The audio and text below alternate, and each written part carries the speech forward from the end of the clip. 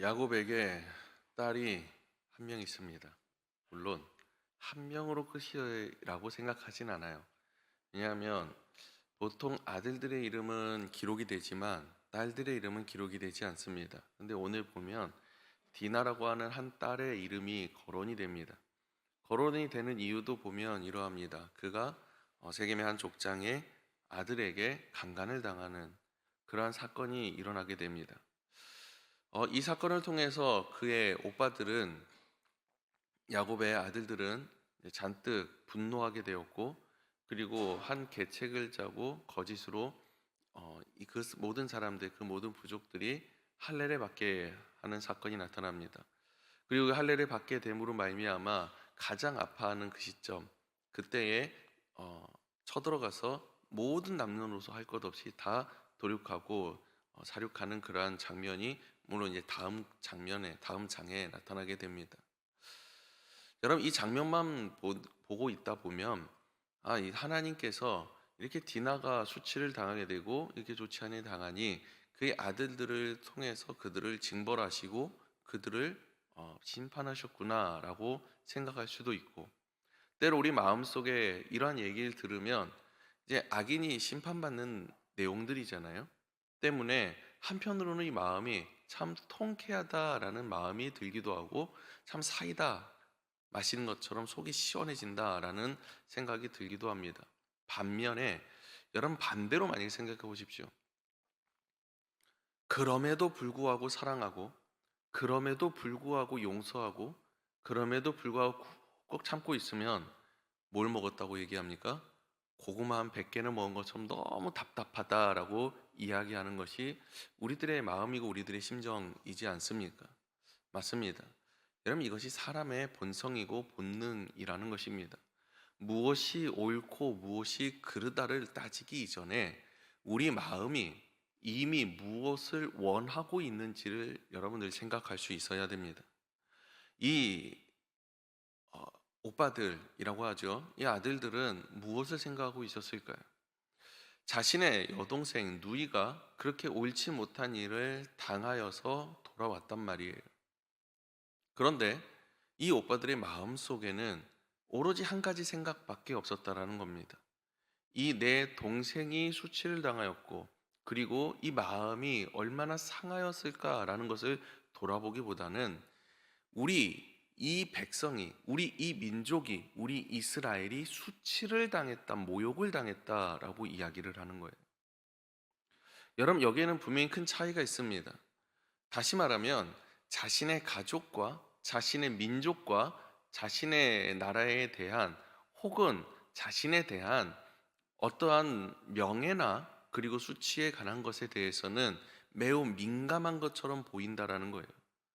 그런데 직접적인 피해자라고 할 수 있는 자신의 동생을 위로하거나 그러한 말 한마디를 건네는 모습이라든지 그러한 장면 어디에도 기록되지 않습니다. 물론 그 너가 괜찮느냐라는 이야기라든지 이런 거는 오갈 수 있었겠죠. 하지만 그들의 마음속에서 이게 기록되지 않았다는, 그 마음속에서 그렇게까지 중요하게 여기지 않고 있었다라는 겁니다. 이것이 당시 시대의 통념점인 생각이었고 기본적인 관심과 관념이었다라는 거예요. 그러자 그 다음에 이들이 행동하는 것을 한번 보십시오. 여러분, 뭐라고 얘기합니까? 속여서 이야기하는 거예요. 너희들이 다 우리와 같이 할례를 받으면이라고 얘기해요. 여러분, 하나님께서 이 백성들에게 할례를 주신 이유가 무엇입니까? 할례를 왜 이들에게 주셨을까요? 여러분, 할례를 주셨다라는 것은 그 증표를 통해서 너희가 하나님의 백성이 되었다라는 것을 나타내는 표징이라는 거예요. 하나님께서 허락하신 가장 거룩하고 하나님께서 허락하신 행위 중에서 지금으로 말하면 뭐 그것과 비견될 수는 없겠지만 뭐 성찬 성례전이라든지 세례라든지 여러 가지 것들이 있을 수 있지 않습니까? 우리가 거룩하게 여겨야 되고 우리가 경히 여길 수 없는 것들, 여러분, 이러한 것을 어떻게 사용하는지 한번 보십시오. 하나님을 믿지 않는 이방인들에게, 하나님을 알지 못하는 자들에게 할례를 행하게 해요. 여러분, 한번 한번 상상을 해보세요. 우리가 성찬을 하고 세례를 주고 있단 말입니다. 하나님을 믿지 않는 어떠한 사람이 들어와서 세례를 받는 거예요. 그냥 받는 거예요. 하나님을 고백하지도 못하고 하나님을 알지도 못하는 사람이에요. 여러분, 이것마저도 이렇게 되었을 때 우리는 그 안에서도 어떻게 그렇게 할 수 있느냐라고 이야기할 수 있는데, 여러분, 이것은 어떻게 보면 구원과 직결되어 있는, 하나님의 백성으로서 직접적으로 언급이 되어 있는 할례입니다. 당시 시대로 보면 너무나도 거룩할 수밖에 없는 것. 그런데 그것을 복수에 사용하고 있다는 거예요. 여러분, 하나님의 말씀을 우리가 복수에 사용한다고 생각해 보십시오. 하나님을 찬양해야 되고 경배해야 되는 행위를 여러분, 우리가 복수에 사용한다고 생각해 보십시오. 내가 정치에 사용하고 나의 사욕에 사용하고, 여러분, 그 순간부터 예배는 예배가 아닌 그저 사람을 위한 쇼가 될 수밖에 없잖아요. 여러분, 하나님께서 그것을 어떻게 기쁘게 받으실 수 있겠냐라는 거예요. 그런데 지금 이 아들들이 행하고 있는 게 바로 그러한 행동입니다. 거짓으로 속여서 그 사람들에게 할례라고 하는 가장 거룩한 것을 그들이 행하게 하고, 그걸 통해서 복수하는, 사륙하는. 여러분, 왜 이와 같은 일이 일어났을까? 결국에 이들이 원하는 것, 그들의 마음이 원하는 것이 무엇인지 여러분, 그들의 말과 또 야곱의 말을 통해서 우리는 알 수가 있습니다. 그들은 자신의 누이를 걱정하는 것이 아니라 자신과 자신의 가족과 자신의 나라가 모욕당했다라는 것에, 사건에 관심을 두고 있어요. 야곱은 어떨까요?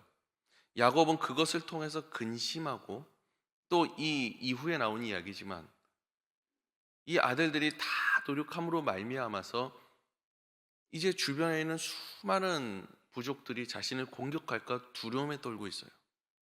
결국엔 자신의 안위와 안전에 대한 걱정, 지금 일어난 사건 때문에, 그 사건 때문에 일어나게 될 수많은 문제들을 생각하고 있다는 거예요.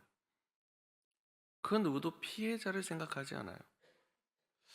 여러분, 하나님께서 만약에 사건을 중심으로 보시고 사람을 중심으로 보지 않으셨더라면 우리 인간들 중에서 살아남을 사람은 단 한 명도 없습니다.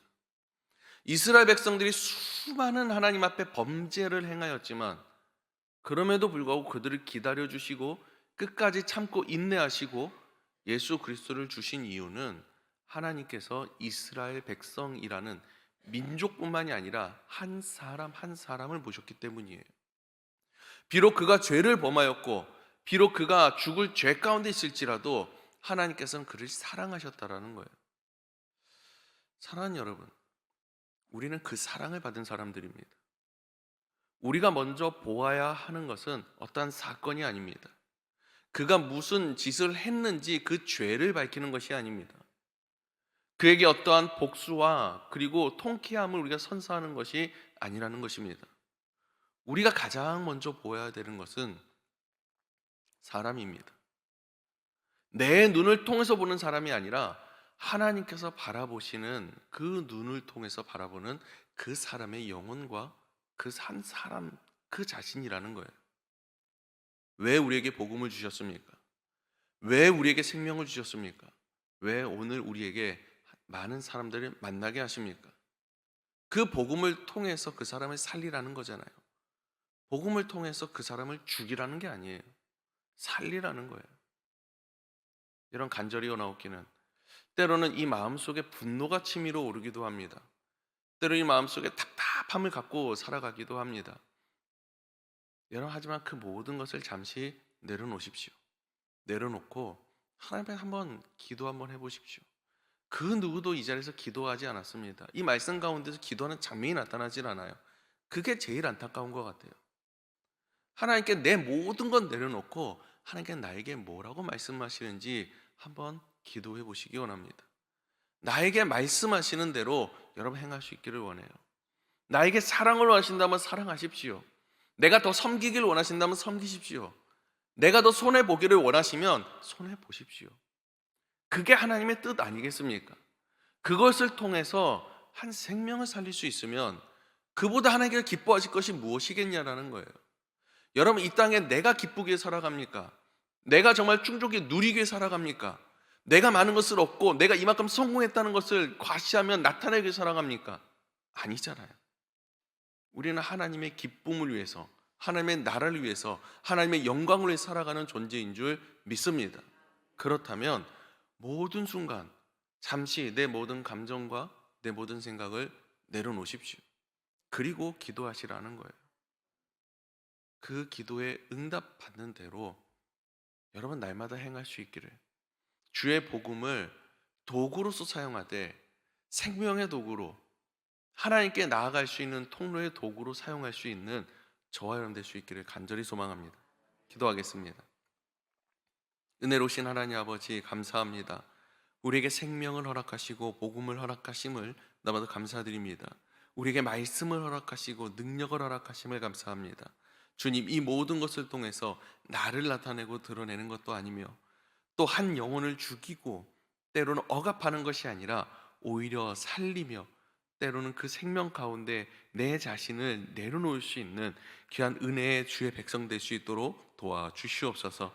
모든 것이 하나님의 뜻 가운데 있는 줄 믿사오니 더욱더 하나님의 뜻을 간구함으로 말미암아 우리의 모든 감정과 우리의 모든 생각을 잠시 내려놓을 수 있는 용기 또한 주님 허락하여 주시옵소서. 살아계신 예수님의 이름으로 기도드렸습니다. 아멘.